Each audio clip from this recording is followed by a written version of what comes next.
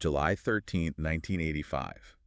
It's a date that, for many, brings back a lot of memories, mostly of, the music and the sheer spectacle of it all. It does. It's become almost mythical. But if you really strip away that nostalgia, that kind of montage of greatest hits that we all have in our heads, what you're left with is a logistical undertaking that was so vast and so improbable that it almost seems absurd today. It really does. We're talking about a dual-venue concert held at the exact same time. Simultaneously. One at Wembley Stadium in London, the other at John F. Kennedy Stadium in Philadelphia. They called it the Global Jukebox.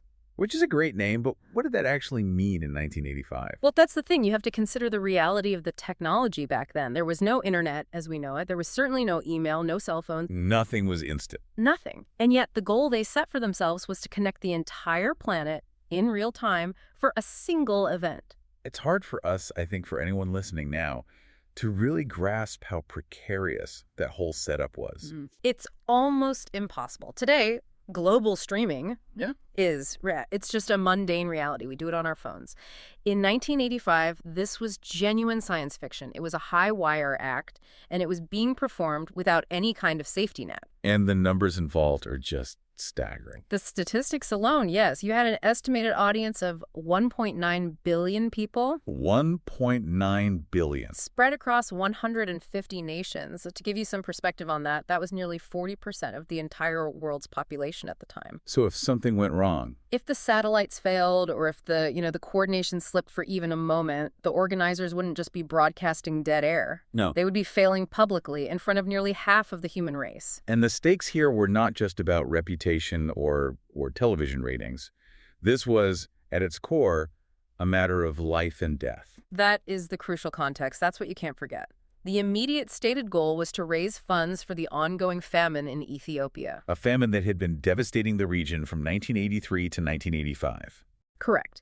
But as we look through the source materials, it becomes really clear that this was intended to be more than just another charity concert.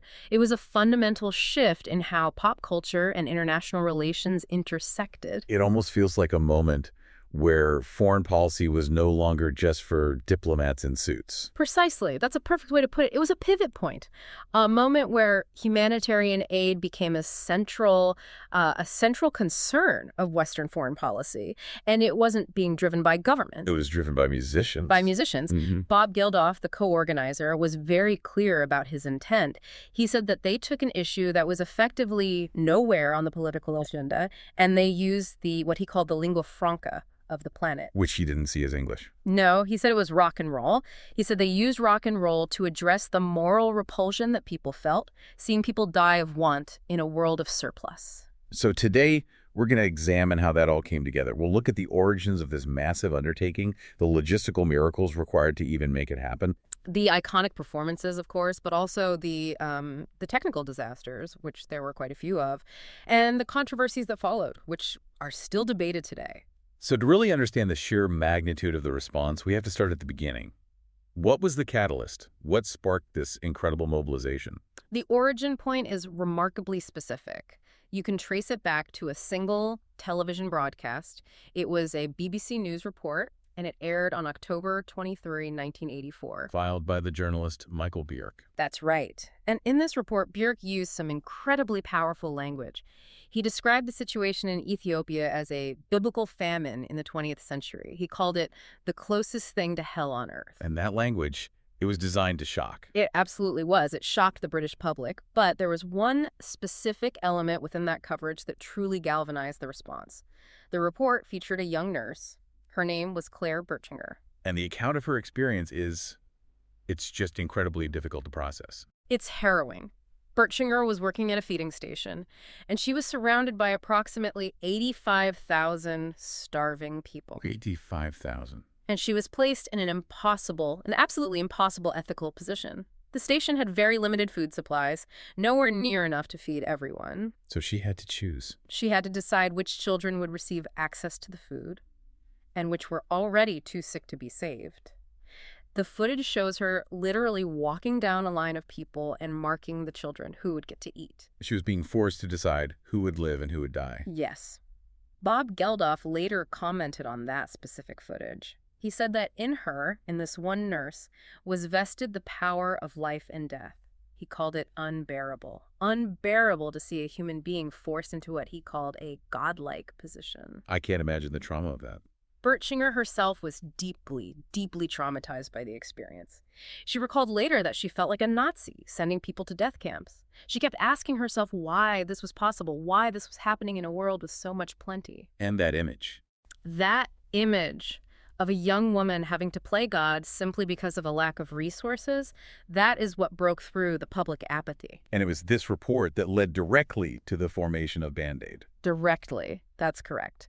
Geldof saw the report at his home in London and was, by his own account, completely devastated. His immediate reaction was to call Midge Ure, The front man of Ultravox. Exactly. They decided they had to do something practical, something tangible, so they quickly co-wrote Do They Know It's Christmas? With the simple hope of raising some money. And they pulled in a lot of big names for that recording. They contacted everyone they knew in the industry, persuading them to record the single for free.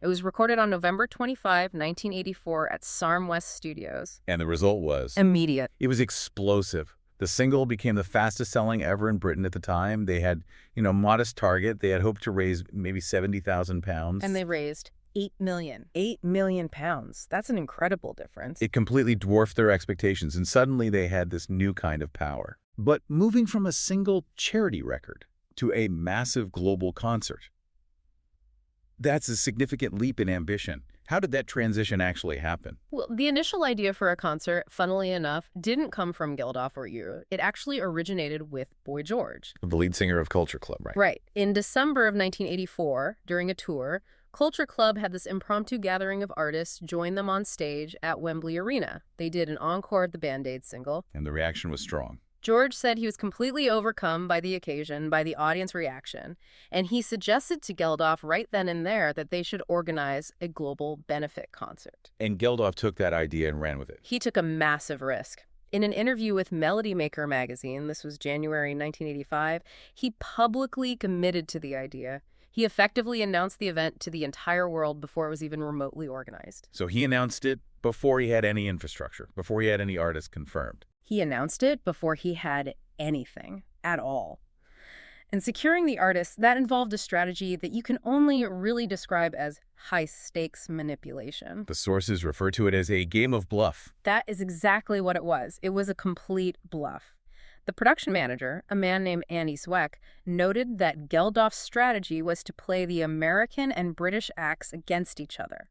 How did that work? He would, for example, call up major American acts and tell them that all the biggest British stars were already signed up and confirmed. Even if they weren't? Even if they weren't. Then he'd immediately call the British acts and tell them that all the top Americans were on board. He'd call someone like Elton John and say, Queen and David Bowie are in, when in reality they hadn't been confirmed yet. And then he'd call Bowie. And tell him Elton and Queen were in. It was a psychological maneuver and a brilliant one. No artist wanted to be the one who was left out of a lineup that supposedly included all of their peers. And at the end of the day, it worked. It's how he built that incredible roster. So once the artists were, in theory, secured, the logistics of a dual-venue, globally broadcast concert must have presented just immense challenges. It was a logistical miracle. There's no other word for it. It was orchestrated largely by the promoter Harvey Goldsmith in the UK and Michael C. Mitchell in the US. And the technical side of it was critical. The technical backbone was everything. A man named Tony Verna, who's actually known as the inventor of instant replay for sports broadcasting. Oh, really? Yes, he was absolutely instrumental here. He used his connections with the mayor of Philadelphia to secure John F. Kennedy Stadium for free. But more importantly, he secured a primetime television slot on the ABC network, and he designed the entire satellite schematic. So this was one of the largest satellite link-ups ever attempted at that time. Of all time, yes. You have to try and imagine the complexity. You're coordinating live feeds from multiple continents, trying to sync audio and video, and then distributing that signal to 150 different nations, all via analog technology. And there was an ambition, wasn't there, to use this new technology to have artists actually perform together across the Atlantic. There was, specifically Mick Jagger and David Bowie. That was the initial plan. That was the plan. And it really highlights the limitations of the era. They fully intended to perform a live transatlantic duet with Bowie in London and Jagger in Philadelphia. But the technology wasn't quite there. The technical reality intervened. You have to look at the physics of the signal itself. The audio and video had to travel 22,000 miles up to a satellite, then down to a ground station, maybe across an undersea cable, up to another satellite, and then back down again. And light only travels so fast. Exactly. That journey introduces a time lag, a latency. In this case, it was several seconds. Which makes a live duet impossible. Utterly impossible. Synchronization would have been a disaster. If Jagger tried to sing along to Bowie's vocals, he wouldn't hear them until seconds after Bowie had already sung them. If he sang to the beat he was hearing, he would be seconds behind the actual performance. It would have just been a chaotic cacophony. So they had to scrap the idea. They realized that miming would defeat the entire purpose of a live event, so they abandoned the live duet. Instead, they worked with an engineer named David Richards, and they created a video cover of the song Dancing in the Street. And that's what was shown at the concert. Yes, that video was shown on the large screens at both stadiums during the show. It was a clever workaround. So while a digital duet wasn't possible because of the laws of physics, actual physical travel between the two venues was attempted. Yes, by Phil Collins. His journey that day has become legendary. Phil Collins's participation is often cited as the logistical highlight of the entire day. It was this incredible stunt that really proved the global nature of the event. So walk us through his schedule. He performed at Wembley Stadium in London fairly early in the day. As soon as he finished his set, he was rushed to a helicopter. Piloted by the British TV personality Noel Edmonds, of all people. That's right. The helicopter flew him to Heathrow Airport. From there, he got on a British Airways Concorde to New York. The supersonic jet. The supersonic speed of the Concorde is what made it possible. It allowed him to arrive in the U.S. effectively before he had left London, in terms of local time. It was an incredible feat. And then from New York. Upon arrival in New York, he took yet another helicopter to Philadelphia, and he went straight to JFK Stadium to perform again.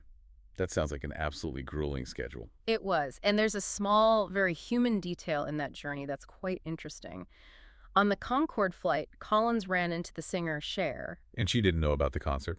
She was completely unaware of the event. She had no idea Live Aid was even happening until Phil Collins explained it all to her on the plane.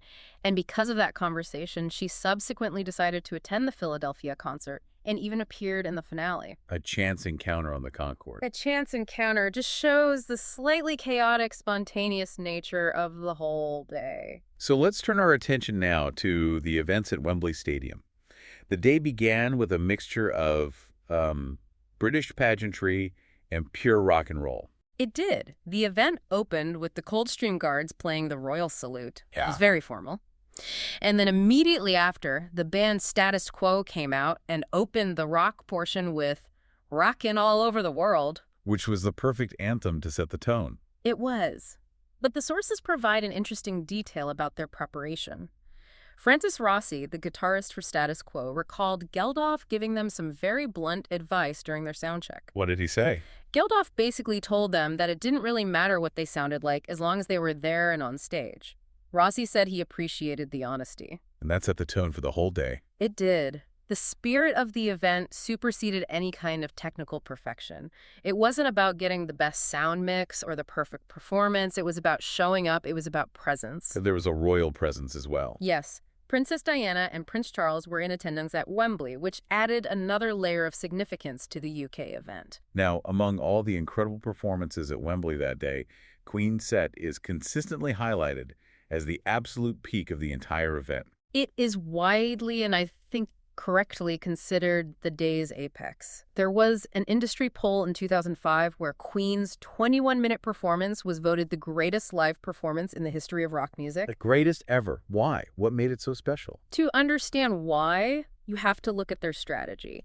Many of the bands that day, they treated this like a normal gig or maybe a chance to promote a new single. Queen didn't do that. Queen understood the unique nature of the format. They knew they had 20 minutes to capture the entire world, so they rehearsed specifically for this short, high-impact set. They condensed their set list. They stripped it down to include only their biggest, most anthemic hits. They played Bohemian Rhapsody, Radio Gaga, Hammer to Fall, and We Are the Champions. So it was less of a concert set and more of a greatest hits medley. Exactly. It was a perfectly crafted piece of television. And Freddie Mercury's performance, It was a masterclass in crowd control. There's that one moment that everyone remembers. There is a moment where he leads the crowd in these vocal exercises. He hits a sustained note, and the entire stadium, 72,000 people, mimic back to him perfectly.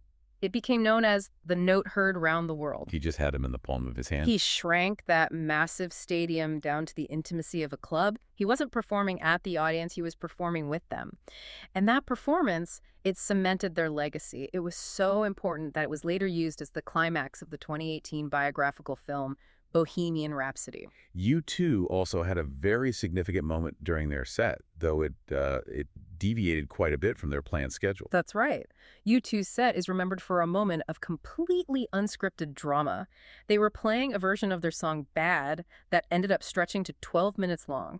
And during the performance, something happened in the crowd. The vocalist, Bono, he spotted a teenage girl in the audience right at the front who was being crushed by the crowd pushing forward against the barriers. And he tried to get the security to help her. He frantically gestured to the ushers to help her out, but when they either didn't understand or just couldn't reach her, he broke protocol. He left the stage. He jumped down from the massive stage into the photography pit and then physically pulled her and another girl out of the crowd to safety. It was a chaotic, very real moment. And it took up a lot of time. It extended the song so significantly that the band ran completely out of time. They had to sacrifice their biggest hit, Pride, in the Name of Love, which was supposed to be the song that closed their set. How did the band feel about that afterwards? Leaving the stage, the band felt they had failed. They genuinely thought they had blown their biggest opportunity on the world stage. But the television audience saw something completely different. They saw a human moment. They saw a raw, unscripted act of compassion that aligned perfectly with the entire humanitarian theme of the day. And ironically, it ended up serving as a massive breakout moment for them globally. Of course, the day wasn't without its share of technical failures, particularly involving two of the biggest British acts, The Who and Paul McCartney. Yes. The Who's performance suffered a broadcast failure that is almost too ironic to be believed. They were in the middle of performing their classic song, My Generation. And just as Roger Daltrey sang the famous line, just as he sang, Why Don't You All Fade, a blown fuse caused the entire TV feed from Wembley to cut out completely. The picture just vanished right as he sang the word fade. It cut off the final word, away. You couldn't write that. You couldn't. It was an unbelievable coincidence. And then Paul McCartney faced a different but equally frustrating issue. He was the last major performer before the finale. He was singing Let It Be at the piano, and for the first 2 minutes of the song, his microphone failed. It was mounted to the piano and it was completely dead. So the stadium audience couldn't hear him. They couldn't hear his voice at all. Television viewers could hear some faint audio that was being picked up by other microphones on stage, like the ones on the drums, but it was very poor. He later joked about it, saying he thought about changing the lyrics to, There will be some feedback, let it be. So now shifting our focus across the Atlantic to Philadelphia, the conditions at JFK Stadium were markedly different from Wembley. Very different. If Wembley was a kind of organized celebration, JFK was an endurance test. The atmosphere was physically intense, mainly because of the oppressive heat. What was the temperature that day? The ambient temperature was 95 degrees Fahrenheit, which is about 35 degrees Celsius, and on the stadium field, under the sun, it was likely much hotter. That's dangerous. It was. The crowd was constantly being sprayed with water from fire hoses just to prevent mass heat stroke. And Jack Nicholson was serving as the host for that televised portion, trying to keep the energy up despite the conditions. And the heat actually became a talking point during Madonna's set. It did. She walked out on stage wearing a very heavy brocade jacket. And despite the blistering temperature, she refused to take it off. She made a very pointed reference to the fact that early, unauthorized nude photos of her had just been released in Playboy and Penthouse magazines. So it was a statement. It was. She proclaimed to the crowd, I'm not taking anything off today, making a clear point about consent and control of her own image, even while visibly sweating in the heat. There were also some musical errors in Philadelphia, specifically one involving Duran Duran that got a lot of attention. Yes. You have to remember, Duran Duran was one of the biggest bands in the world at that moment. But during their performance of the James Bond theme, A View to a Kill, the frontman, Simon Le Bon, attempted a very high falsetto note. And his voice cracked. His voice cracked badly. It was described in the press as weak and painfully off-key. And the media, who are always looking for a counterpoint to the day's triumphs, immediately dubbed it the bum note heard round the world. A direct contrast to Freddie Mercury's triumphant note at Wembley. Precisely. Laban later recalled it as the single most embarrassing moment of his entire career. It was a very public misstep. But perhaps the most discussed performance at JFK, and for all the wrong reasons, was the Led Zeppelin reunion. It is almost universally categorized in the source material as a disaster. And you have to understand, this was a moment of huge anticipation. It was the first time they'd played together in years. The first time the surviving members, Robert Plant, Jimmy Page, and John Paul Jones, had performed together since the death of their drummer, John Bonham, in 1980. So the expectations were immense. And to fill the void of Bonham, they had two drummers on stage. They did. They had Phil Collins, who had just arrived on the Concorde from London, and Tony Thompson from the band Chic. Two drummers. Sounds like it could be a recipe for synchronization issues. And it was. The entire performance was plagued by issues right from the start. Jimmy Page's guitar was noticeably and badly out of tune. Robert Plant's voice was hoarse, and he was straining to hit the notes. And the rhythm section was a problem. The rhythm section was the biggest problem. Collins and Thompson were clearly not playing in sync with each other. Collins later said he felt like a square peg in a round hole, but he couldn't just leave the stage once it had started. How did the band members feel about it? Robert Plant described the performance as an atrocity. Jimmy Page later publicly criticized Phil Collins' drumming. The band was so deeply dissatisfied with the quality of the performance that years later, when the official Live Aid DVD was being compiled, They blocked the footage. they refused to allow their performance to be included. They essentially tried to erase it from the official historical record. There was another notable and somewhat chaotic incident involving Bob Dylan and two members of the Rolling Stones. Yes, this was the grand finale of the Philadelphia show. Bob Dylan was being backed by Keith Richards and Ronnie Wood. It was meant to be this historic summit of rock and roll legends. But things went wrong. During the set, Bob Dylan broke a guitar string. And in a moment of chaotic improvisation, Ronnie Wood took off his own guitar and handed it to Dylan so that he could keep playing the song. Which left Ronnie Wood without an instrument. It left him standing on stage in front of 90,000 people in the stadium and a global television audience of billions with nothing to play. So what did he do? He proceeded to play air guitar. He enthusiastically started mimicking Pete Townshend's famous windmill motion until a very flustered stagehand finally scrambled out to bring him a replacement guitar. It just contributed to the somewhat ragged, unpolished feel of the American finale, especially when compared to the very organized, emotional finale at Wembley. Now, central to the entire event, of course, was the fundraising. And there was a specific moment of frustration for Geldof regarding the total that had been raised. There was. You have to remember, Geldof was in the control room in London watching the tote board with the donation totals.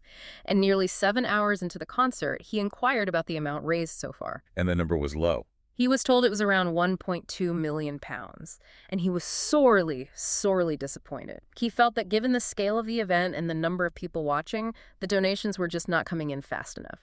So he decided to intervene. He marched straight to the BBC commentary position for an on-air interview with the explicit goal of spurring the audience into action. And this leads us to the famous F-word myth. It does. It is one of the most enduring and incorrect myths of Live Aid. The folklore often suggests that he looked directly into the camera and shouted, "Give us your effing money." But that's not what he actually said. The transcript and the footage show otherwise. What he actually did was interrupt the presenter, who was slowly reading out a postal address for people to send checks to. Geldof shouted, "Is the address? Let's get the numbers!" Referring to the telephone numbers for donations. Exactly. He felt that a postal address was far too slow a method for the urgency of the moment. He wanted immediate action, people picking up the phone right then. But the outburst itself had an effect. It did. The outburst, combined with his passionate Irish accent and his visible exhaustion, it left a very strong impression on the public. And it worked. Donations did increase dramatically to a rate of about £300 per second right after his intervention. But the rate of donations accelerated even more significantly after a specific video was shown later in the broadcast. This was the real emotional turning point of the entire event. A short video, produced by the Canadian Broadcasting Corporation, was shown on the screens and broadcast to the world. And it was set to the Cars song Drive. That's right. And unlike the high-energy rock performances, this video was slow, it was quiet, and it was absolutely devastating.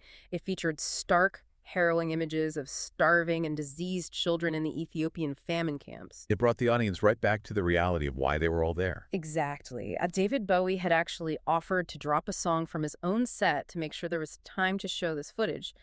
When it played, the entire stadium fell silent. The emotional impact of that ballad, combined with the visual evidence of the famine, it just broke through the celebratory atmosphere. It reminded people of the horror. It reminded people of the horror that was taking place thousands of miles away. That was the moment that the donation rates spiked most dramatically. It was the emotional core of the day. Bob Dylan's on-stage comments also generated a significant amount of controversy regarding the use of the funds. This happened during the Philadelphia finale. Just before performing his song, When the Ship Comes In, Dylan made a comment from the stage. He suggested that it would be nice if some of the money being raised could be used to pay the mortgages on farms that were owed to banks in America.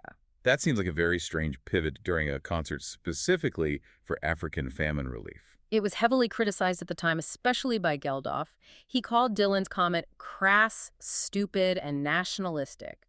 His view was that Live Aid was about saving people from immediate starvation, not about supporting the economic livelihoods in a wealthy nation. But Dylan's remark did have an unexpected legacy. It did. It directly inspired Willie Nelson, Neil Young, and John Mellencamp to organize Farm Aid. That became an annual benefit concert to support American family farmers. So while it was perhaps an inappropriate comment for that specific moment, it did spark another major and long-running charitable movement. Beyond the immediate fundraising, there have been some very serious allegations over the years regarding where the Live Aid money eventually went. This is a complex and, frankly, a dark aspect of the Live Aid story that really cannot be ignored. In 1986, just a year later, Spin magazine published a major expose. And what did they allege? They alleged that a significant portion of the funds were siphoned off by the Ethiopian government, which at the time was a military dictatorship led by Mengistu Haile Mariam. The specific allegation was that the regime used the aid money to purchase arms from the Soviet Union to help them fight a civil war, rather than using it for food relief. And those allegations resurfaced years later. They did. Much later, in 2010, the BBC World Service reported similar allegations, suggesting that funds had been diverted to rebels fighting the government. Those are incredibly serious accusations. They undermine the entire premise of the event. They are. However, it is absolutely crucial to note the rebuttal. The Band-Aid Trust, which managed the money, formally complained to the BBC regarding that 2010 report. The BBC's own editorial complaints unit investigated the matter, and they upheld the complaint. What did they find? They stated there was no evidence to support the specific statements that Band-Aid funds themselves were diverted. The British ambassador to Ethiopia at the time, a man named Brian Barter, also stated publicly that the diversion allegations were false regarding the main international relief operation. So the consensus is that the bulk of the aid did get through. While it's very likely that in a chaotic war zone some leakage and corruption occurs, the general consensus from those involved in the main operation is that the vast majority of the aid did reach those in need. The final total raised is estimated at $127 million. Which, in today's money? In 2024 terms, that would be approximately $370 million.